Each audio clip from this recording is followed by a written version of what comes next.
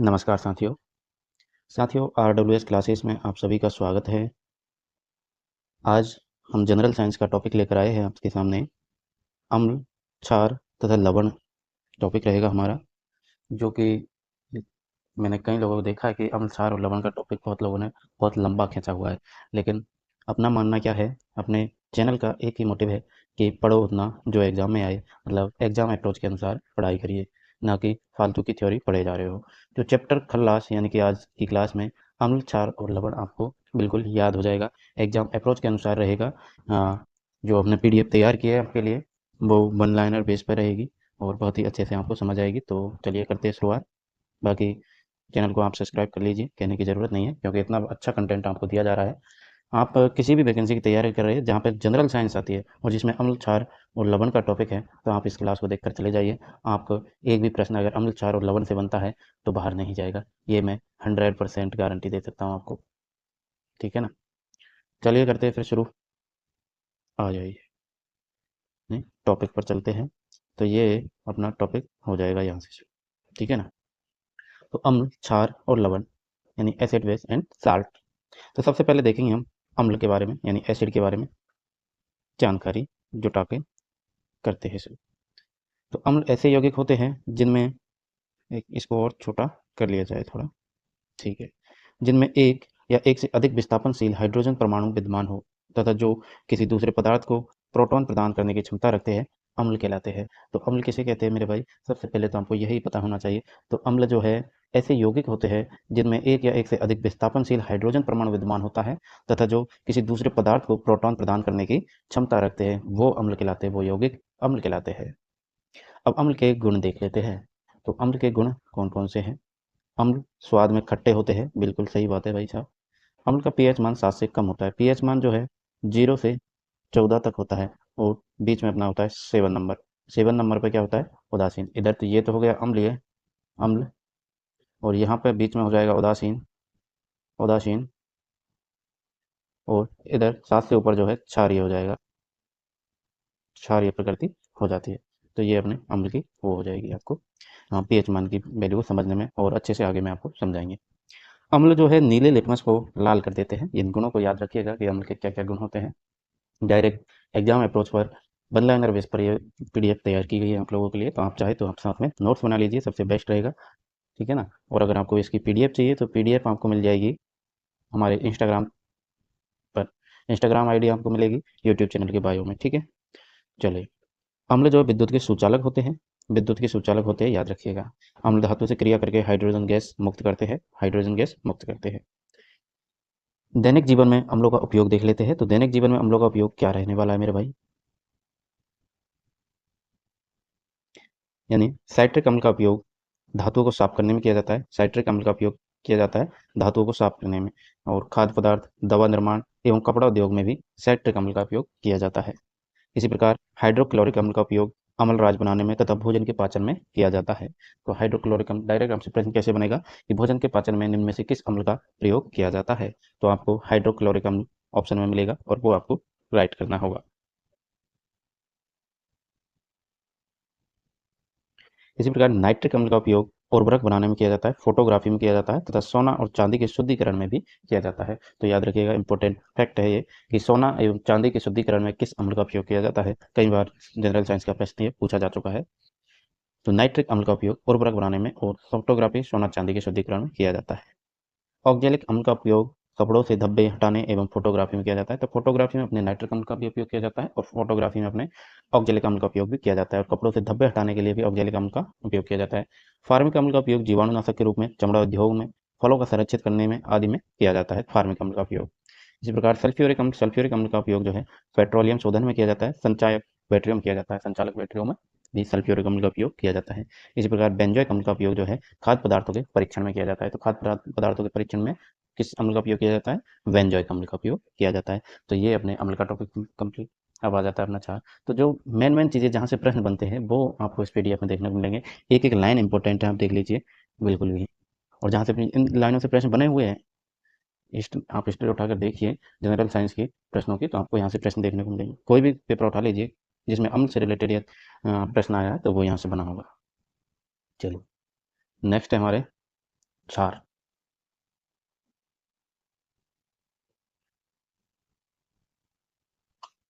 तो क्षार क्षार ऐसे यौगिक जो अम्ल से प्रतिक्रिया कर लवण और जल बनाते हैं। क्षार क्या करते हैं, क्षार क्या होते हैं, तो इसकी सबसे पहले तो परिभाषा जानिए कि क्षार वे यौगिक होते हैं जो अम्ल अम्ल से प्रतिक्रिया करते हैं और लवण और जल बनाते हैं। प्रोटॉन ग्रहण करने की प्रवृत्ति हो तो जल में घुलने पर हाइड्रोक्लोरिक आयन का निर्माण करते हैं, क्षार कहलाते हैं। वैसे जो परिभाषा है वो कुछ से नहीं, लेकिन एक शुरुआत करने के लिए उसके बारे में कुछ तो बताना होना चाहिए, इसलिए परिभाषा मैंने आपको दी है। क्षार के गुणों के बारे में प्रश्न बनता है, तो ये आपके सामने है कि क्षार स्वाद में कड़वे होते हैं, इनका पीएच मान 7 से अधिक होता है। क्षार का पीएच मान जो है 7 से अधिक होता है। प्रबल क्षार विद्युत के सुचालक होते हैं, प्रबल क्षार जो होते हैं वो विद्युत के सुचालक होते हैं। क्षार लाल लिटमस को नीला तथा मिथाइल ऑरेंज को पीला कर देते हैं। तो लाल लिटमस को कैसा करता है, क्षार नीला करता है, और मिथाइल ऑरेंज को पीला कर देते हैं। क्षार कार्बनिक पदार्थों को नष्ट कर देते हैं, तो कार्बनिक पदार्थों को क्षार जो है नष्ट कर देते हैं। अब क्षारों के प्रकार देख लेते हैं। तो क्षार दो प्रकार के होते हैं वैसे। एक तो जल में विलेय क्षार होता है, जल में विलेय क्षार, और एक होता है जल में अविलेय क्षार। तो जल में विलेय क्षार अपने सोडियम हाइड्रोक्साइड हो जाएगा, पोटेशियम हाइड्रोक्साइड हो जाएगा, कैल्शियम हाइड्रोक्साइड हो जाएगा। और जल में अविलेय क्षार जो जल में घुलनशील नहीं होते, विलेय नहीं होते, वो जल में अविलेय क्षार अम्ल के साथ अभिक्रिया कर लवण और जल से तो बनाते हैं, लवण और जल तो बनाते हैं, लेकिन क्षार के अन्य गुणों को प्रदर्शित नहीं करते हैं। जैसे कि देखा जाए जिंक ऑक्साइड जो है लवण और जल बनाता है अम्ल से क्रिया करके, लेकिन अन्य गुणों को प्रदर्शित नहीं करता है क्षार के। फेरिक ऑक्साइड है, फोरिक ऑक्साइड हो जाएगा, एल्यूमिनियम ऑक्साइड भी जल में अविलेय क्षार के उदाहरण में आता है। अब दैनिक जीवन में क्षार के उपयोग देख लेते हैं, जो कि बहुत ही इंपॉर्टेंट है, यहाँ से प्रश्न बनता है। दैनिक जीवन में क्षार के उपयोग, तो एक तो हो जाएगा अपने ब्लीचिंग पाउडर बनाने में क्षार का उपयोग किया जाता है। जल को मृदु बनाने में क्षार का उपयोग किया जाता है। मिट्टी को अम्लीयता, जो मिट्टी की अम्लीयता होती है, अम्लीयता बढ़ जाती है, उसको दूर करने में क्षार का उपयोग किया जाता है। तथा कैल्शियम हाइड्रोक्साइड का उपयोग किया जाता है, जो कि मिट्टी में अगर अम्लीयता बढ़ गई तो हम कैल्शियम हाइड्रोक्साइड देते हैं, उससे उसकी अम्लीयता नॉर्मल हो जाती है, और यही अपने दैनिक जीवन में उपयोग हो जाएगा। दैनिक जीवन में उपयोग अगर देखें क्षार का, तो साबुन बनाने में क्षार का उपयोग किया जाता है, पेट्रोल के शुद्धिकरण में उपयोग किया जाता है, कपड़ा एवं कागज बनाने में उपयोग किया जाता है, कारखानों की सफाई में आदि में कास्टिक सोडा या फिर हम कहें सोडियम हाइड्रोक्साइड का उपयोग किया जाता है। अम्ल विषाक्तीकरण के उपचार में एवं पेट की अम्लता दूर करने में मैग्नीशियम हाइड्रोक्साइड का उपयोग किया जाता है, मैग्नीशियम हाइड्रोक्साइड का उपयोग किया जाता है। अम्ल के विषाक्तीकरण हो जाता है उपचार में, और पेट की जो अम्लता दूर करने में, पेट में जो अपच की वजह से कभी कभी अम्लता की मात्रा बढ़ जाती है, जब पचाव नहीं होता है, तो जैसे अपनी छाती में या फिर हम कहें गले में ऊपर के तरफ जो जलन पैदा होती है, एसिडिटी होती है, तो उस टाइम जो है अम्लता बढ़ने के कारण होता है, अपच के कारण होता है, तो उसके लिए हम मैग्नीशियम हाइड्रोक्साइड दे सकते हैं, ताकि बॉडी का जो है अम्लीयता वो नॉर्मल हो जाए।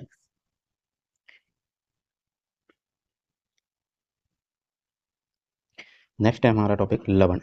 तो लवण क्या होता है, तो लवण ऐसे यौगिक होते हैं जो अम्ल एवं क्षार की क्रिया के फलस्वरूप प्राप्त होते हैं। यानी अम्ल और क्षार में जब क्रिया होती है तो हमें लवण प्राप्त होता है, और लवण कई प्रकार के होते हैं, जैसे सामान्य लवण, अम्लीय लवण, या फिर हम कहें मिश्रित लवण आदि सभी। लवणों का भी दैनिक जीवन में काफ़ी उपयोग रहा है, जो कि हम देख लेते हैं। भोजन में लवण का उपयोग रहता है, अचार के परीक्षण में, मांस में, मछली में के परीक्षण में भी NaCl का उपयोग किया जाता है। बेकिंग पाउडर बनाने में, अग्निशामक यंत्रों में, पेट की अम्लीयता कम करने की औषधि के रूप में सोडियम बाइकार्बोनेट का उपयोग किया जाता है।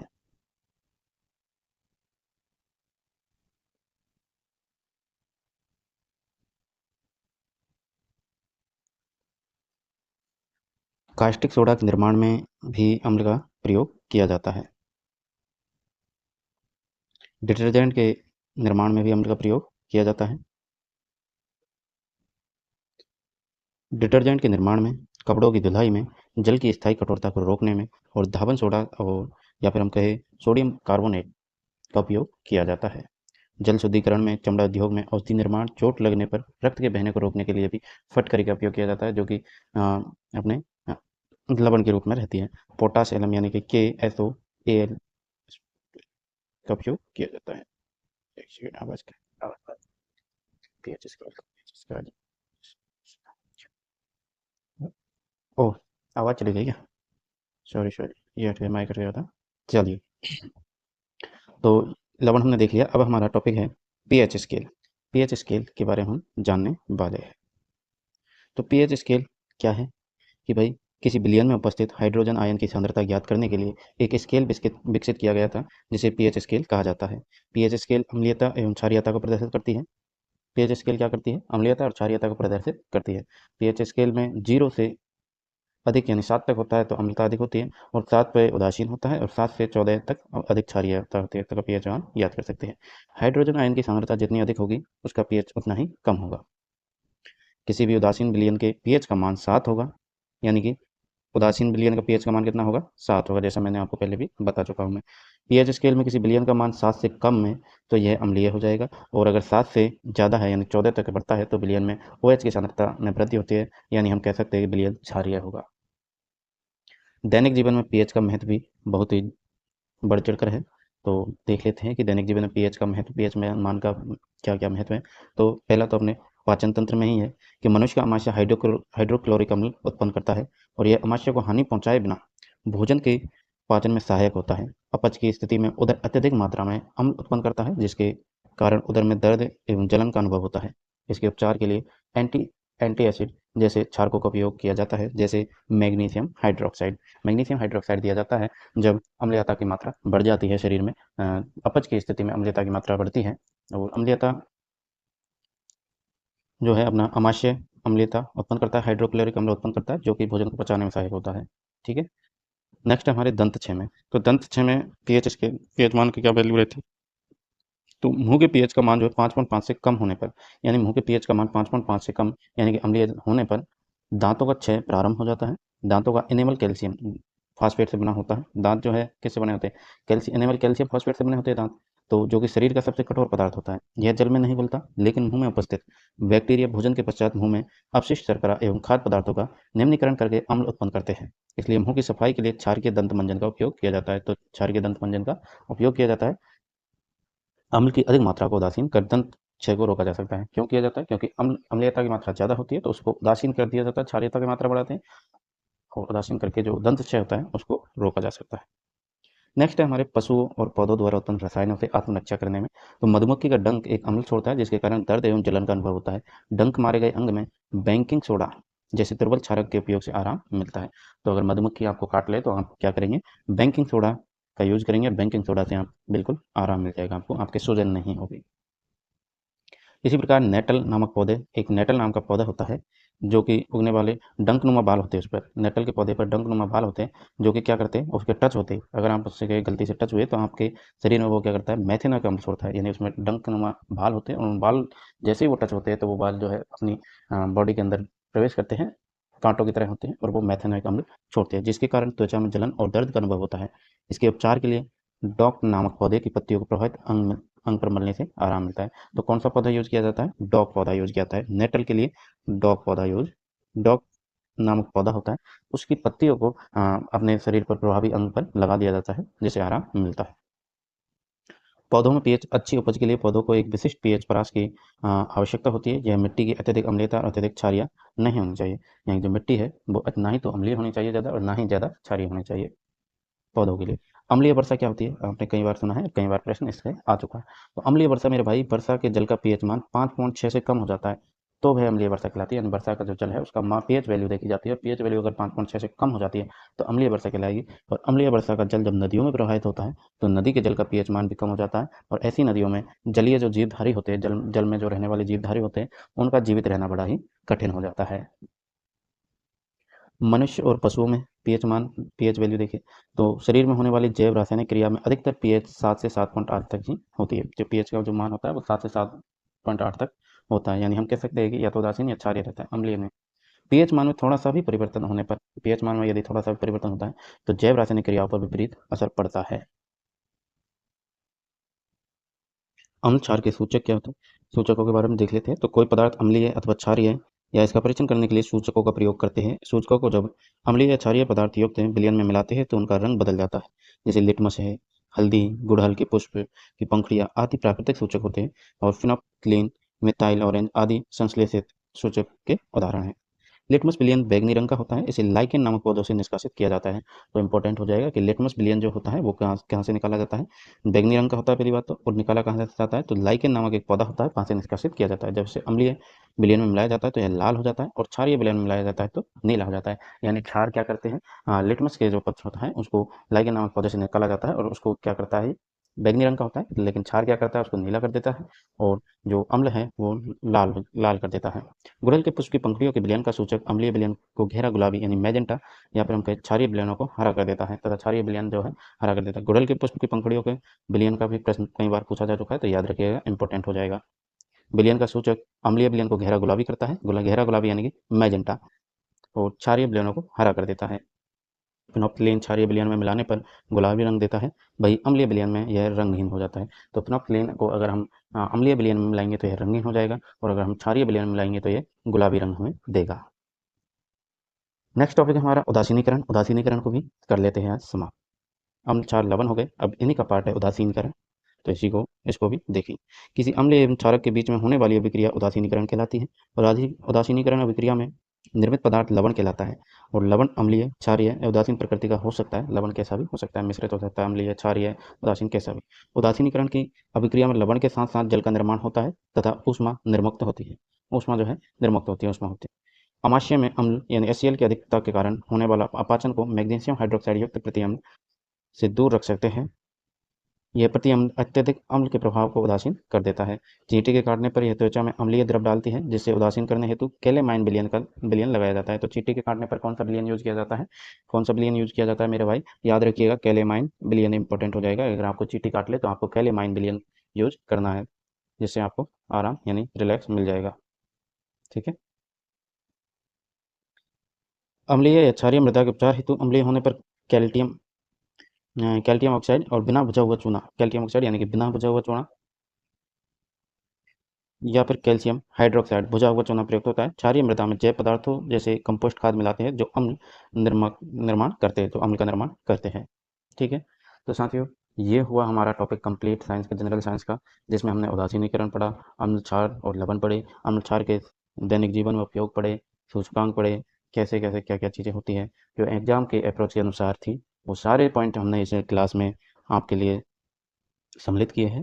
तो क्लास को अच्छे से देखिएगा, और पीडीएफ के लिए आप मुझे इंस्टाग्राम पर मैसेज कर दीजिएगा, वहाँ से आपको पीडीएफ मिल जाएगी। ठीक है ना, वहाँ से आपको पीडीएफ मिल जाएगी। इंस्टाग्राम आईडी आपको मिलेगी यूट्यूब चैनल के बायो में जाकर। ठीक है, थोड़ी मेहनत तो आपको करनी होगी। तो साथियों, पढ़ो उतना जो एग्जाम में आए, एग्जाम अप्रोच के अनुसार पढ़िए, हमेशा सफलता की ओर अग्रसर होंगे आप। RWS क्लासेस आपके सेवा में हाजिर है। आपसे अनुरोध है कि आप चैनल को सब्सक्राइब कर लीजिए, और वीडियो को शेयर कीजिए, ताकि अन्य साथियों को भी मौका मिल सके। ठीक है, तो साथियों, मिलते हैं नेक्स्ट वीडियो में नेक्स्ट टॉपिक के साथ। तब तक के लिए जय हिंद, जय भारत।